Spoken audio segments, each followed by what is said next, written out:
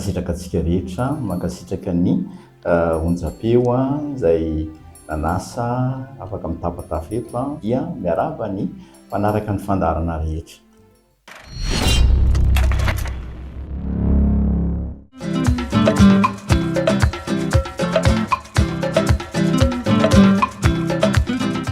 Ya, raha vao miresaka hoe fandrosoana dia avy amin'ny toerana anankiray nandroso amin'ny toerana anankiray, izay no antsoina hoe fandrosoana. Nefa tsy mahafaritra azy loatra izay satria azo atao koa hoe teo amin'ny toerana anankiray izy dia lasa tany amin'ny toerana anankiray fa nihemitra. Izany ny fandrosoana dia kely ny alehibe na tanjona lavitra ezaka fa lasa akaikikaiky ilay tanjona rehefa avy eo ny mandroso izany ilay olona. Izay zany namaritana ny fandrosoana. Io fandrosoana io tsy fandrosoan'ny vatana rery ihany, fandrosoan'ny saina ihany koa. Misy olona nandroso ny saina, misy olona nandroso ny fihetseham-pony, na vita voafehy ny fihetseham-pony, misy nandroso eo amin'ny lafiny fitadiavam-bola, fivelomany, niala tany amin'ny ariary izy, lasa tonga tany amin'ny 100 ariary, lasa tonga tany amin'ny 200 ariary, lasa nainga tany amin'ny zavatra kely izy ny alehibe. Izay zany ny fandrosoana. Fivelarana ihany koa ny fandrosoana, izany hoe kely ny alehibe fa tsy hoe kely dia nandroso fa saingy mbola kely ihany fa lasa lavitra fotsiny, fa tsy maintsy kosa sady ny lasa lavitra no nitatra ny alehibe. Izay ny fandrosoana.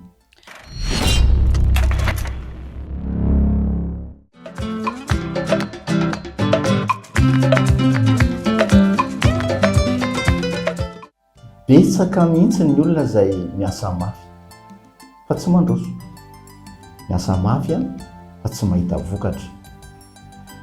Misy zavatra mibahana ao anatin'ny sain'ny olona, misy an'ilay hoe ny atsembohan'ny tavanao izy no hihinananao, dia ny olona mieritreritra fa mila mikofokofoka be zany, mila mampiasa vatana be zany. Nefa ny ianao raha makany amin'ny orinasa dia jerevo fa ilay tena tsemboka indrindra, ilay mibatabata iny, ilay mivezivezy iny kely karamandrindra. Fa ilay tsy tsemboka mihitsy fa manao siny fotsiny, iny no be karama indrindra. Dikan'izany dia zao mahatonga ny olona hoe miasa mafy izy, hoe miasa vatana mafy izy fa tsy mandroso dia satria tsy mivoatra ny saina, tsy ampy ny fahalalana ara-tsaina. Fa azo atao koa ny marina nge fa hoe atsembohan'ny tava no hihinanana, fa tsy voatery hoe ny atsembohan'ny tava isan'andro nge, fa mety hoe ny atsembohan'ny tava isaky ny alatsinainy no hihinanana mandritry ny herinandro, atsembohan'ny tava adiny iray ny hihinanana mandritra ny 2 volana, na ny atsembohan'ny tava mandritra ny 10 minitra monja dia mampilamina fiainana herintaona. Fa ny heverin'ny olona fa tsy maintsy mitsemboka isan'andro sy mikofokofoka be isan'andro. Noho izany tsy dia tena ny ara-batana loatra amin'izao vanim-potoana misy antsika izao no hoe mikofokofoka miasa mafy dia iny no mampandroso zany, fa tsy maintsy ny saina. Ary amin'izao fotoana izao tsy ny saina intsony fa mila olona ara-panahy koa, izany hoe matanjaka ara-panahy, ankoatran'ny hoe matanjaka ara-tsaina dia mila olona matanjaka ara-panahy ihany koa, izay vao afaka mandroso amin'izao vanim-potoana iainantsika izao.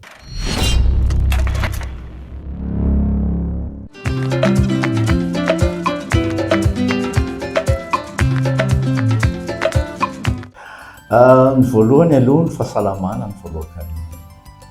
Tsy maintsy olona salama no afaka mitady. Be lehibe ny mpandraharaha izay manao ny ainy tsy ho zavatra ho an'ny fianakaviana, ho an'ny orinasany, ho an'ny tanjona, fa marary izy rehefa avy eo. Dia ohatra hoe rehefa lehibe ianao dia tsy afaka mihinana. Dia lehibe izao ny olona te hihinana fa tsy misy hohanina. Dia misy sady te hihinana tsy misy hohanina no tsy afaka mihinana. Misy indray manana no hohanina fa tsy afaka mihinana vokatry ny fahasalamana. Be lehibe mpanankarena diabetika ohatra, tsy afaka hihinana an'ilay zavatra tiany izy satria mpanankarena diabetika. Fa hafa kosa raha sady manana ny ampy ianao, mandroso ianao no sady afaka mihinana an'ilay sasaranao. ohatra fotsiny zany zay ka ny fahasalamana no voalohany indrindra. Ao aorianan'izay ny toe-tsaina. Tsy misy olona afaka andraharaha na anao fitadiavam-bola na anao business na anao asa varotra raha tsy ampy ny saina. Mila olona be saina zany, tsy ngeza fotsiny matanjaka fa maranitra ihany koa. Mila olona maranitsaina ny fandrosoana. Zany voalohany indrindra zany dia tandremana amin'ny fahasalamana. Ny olona izay manao fandraharana dia tokony hitandro ny fahasalamana voalohany indrindra. Faharoa, ampitombo ny habean'ny sainy sy ny haranitry ny sainy. Ny zavatra fantany tokony mitombo isanandro ary tokony maranitra izy ny lohany. Zany hoe raha misy zavatra, raha misy olona 50 eo dia tokony izy ny mahalala zavatra betsaka indrindra amin'ireo olona 50 ireo, izy ny maranitra indrindra. Dia aorianan'izay moa izay tenin'izay ny fandraharana, mandeha ho azy ilay fandraharana rehefa matanjaka ny saina sy ny fahasalamana.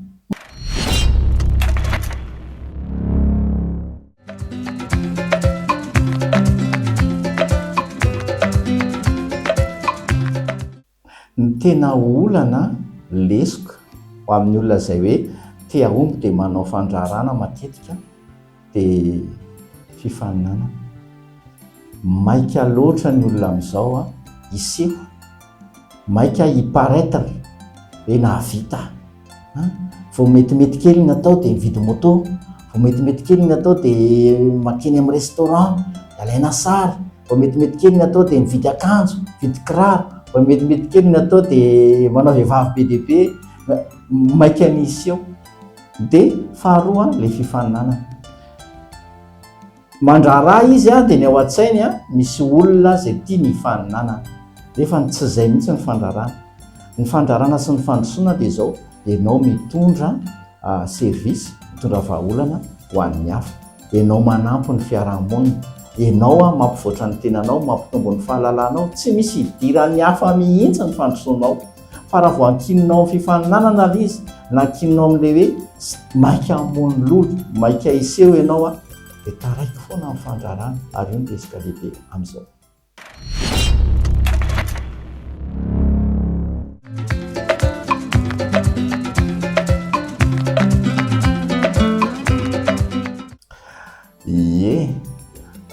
Ny fahatsapako hoe tsy nandroso efa nisy fotoana mihitsy zany.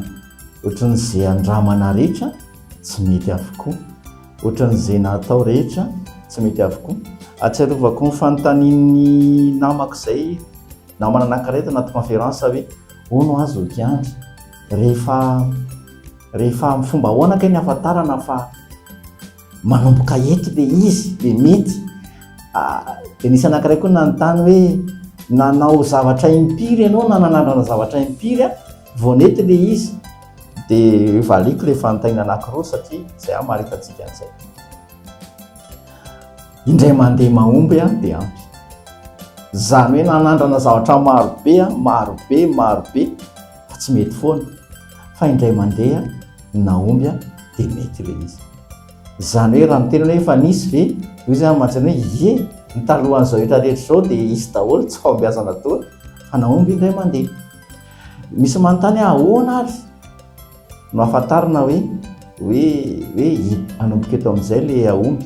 Dia izao rehefa manao fandraharana na rehefa miezaka manao business na miezaka mampivoatra ny tena dia misy fotoana tsy mety ilay izy. Midona am-potozy izy ny tanozy. Ary marary be io tena marary be io. Raha mbola tsy marary anao io dia mbola tsy io zay, mbola tsy aorianan'io zay le fahombiazanao. Fa amin'ilay fotoana farak'izay tena marary indrindra io zany hoe za hijanona tsy hanao intsony aorianan'iny dia mety. Izany raha mbola zakanao hidona zao io dia mbola tsy aorianan'io ilay mety. Dia azakivy zany izay zany tiako tenena azakivy fa aorianan'io misy fahombiazana foana. Rehefa mahomby ianao dia ny succès miantso ny succès ny teny frantsay, zany hoe ny fahombiazana dia miampy fahombiazana. Efa zatra ianao dia iny zavatra niainanao teo aloha rehetra iny aika nandroso ihany ianao tamin'iny, fa ianao fotsiny nieritreritra hoe tsy nandroso fa iny donadona rehetra sy tsy fahombiazana sy voambaka tetsy na alahelo tero iny efa tao anatin'ny fandrosoana ihany iny fa lesona.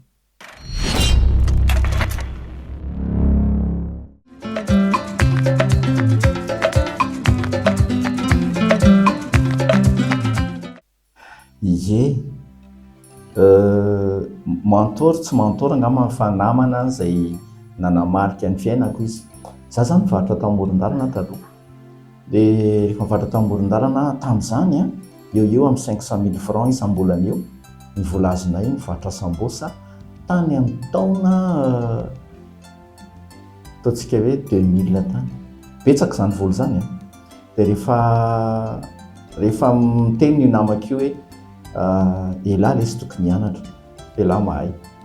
Dia izany miteny hoe efa nijanona tamin'ny fianarana, efa najanona ray aman-dreny dia vola azoko eto mitovy amin'ny karaman'ny olona miasa birao. Tiana moa ny alahako eto amoron-dalana eto. Fa nisy fotoana namako io nivarotra samy sahirana amin'izay nisy fotoana dia namidiny namako io nandefasan'ny mamany peratra izy, nitarina tany amin'ny mamany izy zany hoe za ty Antananarivo mijaly ry mama. Dia nandefasan'ny mamany avy any amin'ny faritra Sambava iny mamany. Dia ity miperatra volamenako izy amin'ity fa tsisy zavatra votananao intsony. Dia niaraka izay mirahalahy nandeha nivarotra ny peratra volamena. Dia rehefa azo ilay vola teony eo ihany teo mihitsy tonga dia nizarainy loatra dia izy mantsianahy ndany elahy mianatra. Dia izay dia nanomboka teo ny nahatonga izany tena mila mianatra fa tsy mahazo mifaly amin'izay ananana eo. Dia taty aoriana ny fiainana ny nampianatra. Tia mamaky boky moa za dia mamaky boky tena mamaky boky isan'andro isan'andro ary hatramin'izao. Izay mahatonga ity solomasoko ity tsy mety sitrana amin'ny masoko.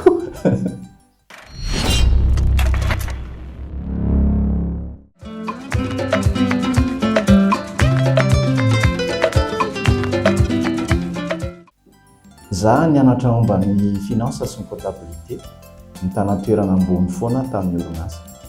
Niasa tamin'ny orinasa maro orinasa vahiny, karana reny, ny orinasan'ny manam-pahefana eto an-tanàna, olona malaza teto Madagasikara. Niasa tamin'ny zone France reny lehibe foana, ny karaman'ny zone France rehefa cadre ianao betsaka. Fa rehefa nisy an'izay événement izay hoe tsy salama ny reniko maty ny diabety izy dia nitoy nianatra nandalina momba fitsaboana natoraly. Dia nisy fotoana amin'izay niteny tamin'ny vadiko hoe za hiala amin'ny asako, directeur financier niala. Dia nanontany vadiko efa anao ino? Dia andalina kely hianatra hifantoka kokoa amin'ilay fitsaboana. Dia mandraparaviny tsy fantatro. Dia nivelomin'ny vadiko enim-bolana. Izany fanapa-kevitra faran'izay mafy indrindra ary dia nazahoako tena marary tamin'ny manodidina anahy mihitsy hoe ino ty adalana ataonao ty, ianao izay mikarama isan'andro sy isam-bolana vola be ty mivadika andrarà. Dia lasa nanao fandrarahana avy eo. Dia raha tsy nanao an'izay tsy ohatr'izao.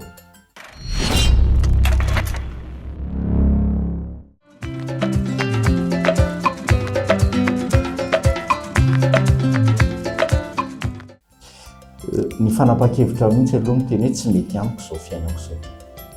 Raha mbola zakanao ny fahantrana, tsy hanakarena mihitsy ianao. Raha mbola mahita excuse ianao ny amin'ny zava-misy an'izao, ohatra ianao izao hoe sahirana toy izany hoe ka izay mantsy nisy namosavy, izay mantsy nataon'ny olona izao fa na hoe izay mantsy misy migiavaka ampiasana, izay mantsy patron anay raha tsy saina. Raha mbola izay foana dia tsy ho tafa mihitsy. Fa amin'ny fotoana izay andraisanao fanapa-kevitra hoe miankina aminahy ihany kay mampandroso anahy, amin'iny iny ianao manomboka mihitsy. Dia izay zany mila tsapanao zany fa izay ataonao dia miankina aminao. Diso ianao dia ianao no diso, marina ianao dia ianao no marina, very ianao nanary teny ianao zany. Fa tsy azo akinina sy atao hoe olona ny hafa ny situation anao zao.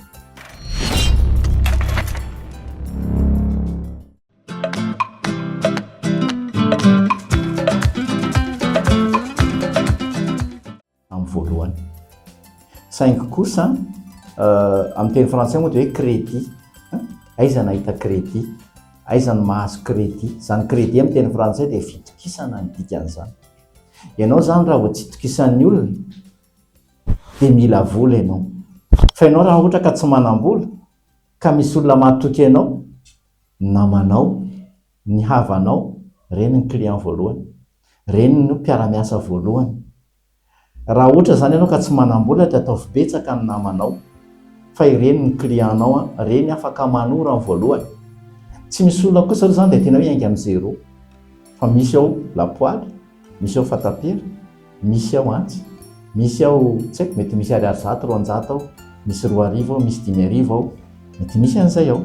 Zaho manokana tamin'ny nanomboka ny Naturo Pharma dia 500 nanomboako an'io, crédit-ana 500 nanomboako an'io. Dia rehefa zavatra mbola vao amboariko no namidiko dia ny fitokisan'ny olona anahy no nalaiko ny avansan'ilay argent colloidal tamin'izany, nanaovako ny argent colloidal voalohany ho an'ilay olona ka natao tsara tamin'izay. Talohan'izay manao ihany ao an-trano fa io 500 io naingako. Tsy afaka hiteny zany hoe nainga tamin'ny tsy misy fa nainga tamin'ny 500 kosa. Dia namana no solona vola. Mila namana ianao. Fa raha sady efa tsisy namana ianao tsisy vola dia mivoahany ilay trano aloha dia endana aloha mianatra mifandray aman'olona.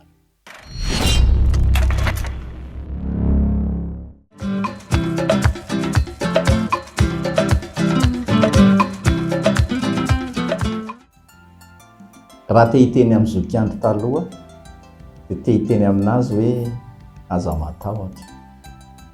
Za amin'ny taonako dia tsapako hoe tara ihany aho vao tonga saina, afaka tamin'ny tahotra. Fa raha maheno anazy zokiandro kely, tsy haiko 20 taona ianao izao, 20 taona, 5-20 taona, dia tena ny teny aza matahotra. Esoriny ny tahotra.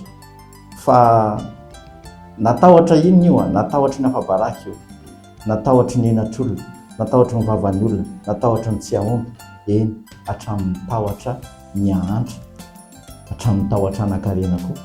Ary ny faratapony aza matahotra ny hovaty. Rehefa tsy matahotra ianao, mandeha iny.